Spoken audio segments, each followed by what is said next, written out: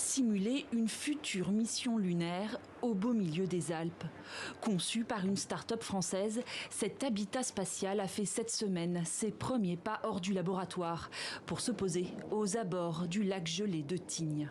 Pourquoi Tignes? Il y a plusieurs éléments qui sont intéressants. Déjà, en termes de géologie, on se trouve un peu dans une sorte de cratère, donc ça c'est assez intéressant. On a cherché aussi un environnement un peu extrême. Au niveau température, donc avec la neige et avec le froid.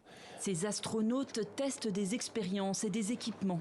Objectif, pouvoir les reproduire dans des conditions encore plus extrêmes, en Islande ou au Groenland d'abord, et peut-être un jour sur la Lune. On essaie de déterminer qu'est-ce qu'on peut mettre à l'intérieur de ces 4 mètres pour qu'un équipage de 2 astronautes peut y dormir, travailler, faire des sorties extravéhiculaires comme on vient de voir ici. Nommée EuroHab, cette soucoupe est conçue pour entrer dans une fusée, puis atterrir seul, sans personne à son bord. Il arrive sur la Lune de manière robotique, il n'y a personne à bord, il attend.